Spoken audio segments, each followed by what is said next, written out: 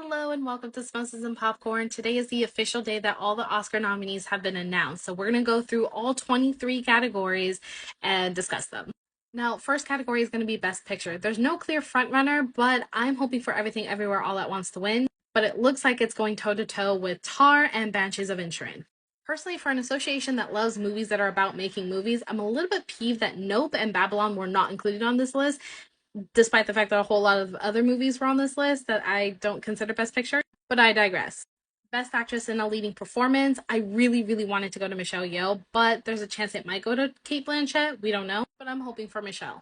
Best Actor is a little bit tricky. It feels like it could go to Brendan Fraser. It'd be nice if it went to Paul Mescal, but it will probably go to Austin Butler and Elvis. Then there's Best Actor and Actress in a Supporting Role. Ki Hui Kwan is a shoo-in for Best Actor in a Supporting Role, but Best Supporting Actress. But I am praying for Stephanie Hsu for Best Supporting Actress. Angela Bassett was fantastic, don't get me wrong, but honestly, Stephanie Hsu had the best performance last year. But I would be okay with Angela Bassett. Now, for Best Directing, I really hope it's the Daniel. But given the Oscars and their track record, it's probably going to go to Steven Spielberg. Everybody loves Spielberg. Now, for animated feature film, this is going to be a little bit controversial in terms of my take. Pinocchio didn't really hit hard enough for me. And I personally would love to see Turning Red or specifically Puss in Boots The Last Wish win Best Animated Feature Film. But honestly, all of these movies are fantastic and so unique in their own way.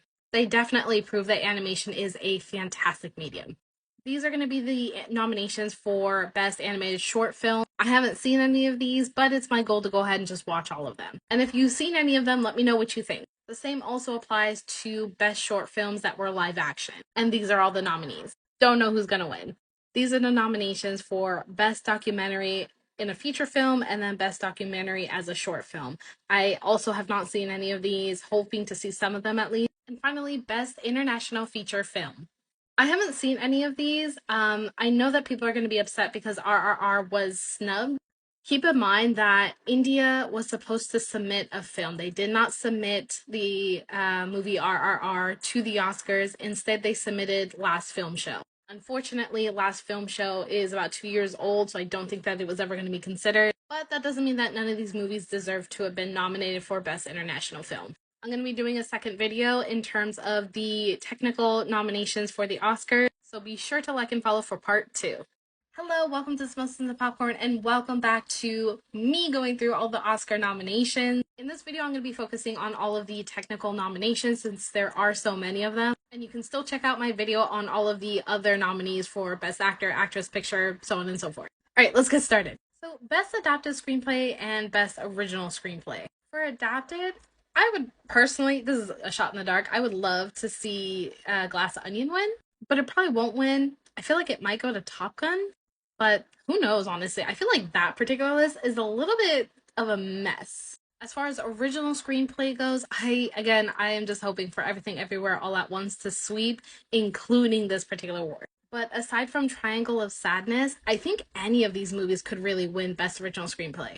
These are the nominations for cinematography. I have only seen Elvis, and I don't think it's really great at its cinematography, but I can see this going to either Empire of Light with Roger Deakins or to Florian Hofmeister for Tar. Best film editing. I'm just gonna be really honest. I'm really biased. Everything Everywhere All at Once. But I feel like all of these movies do fit the bill of what would be considered good film editing by the Academy. I would personally eliminate Elvis from this list. I don't think that it was great in terms of its editing. Realistically, it could be Top Gun Maverick. I think Top Gun Maverick is probably a shoo-in for most of the technical awards. For Best Original Score, if it does not go to John Williams for The Fabelmans, I will be so upset. I will be upset. Actually, no, I would be okay if Everything Everywhere All at Once also won. Or if Justin Hurwitz won for Babylon. I think we need at least one win for Babylon. One win. These are going to be the nominations for Best Original Song. I am South Asian. I am obviously going to be rooting for RRR, and I really do think that it's a shoo-in for that particular song. I don't know a single person who saw this movie and does not love that song.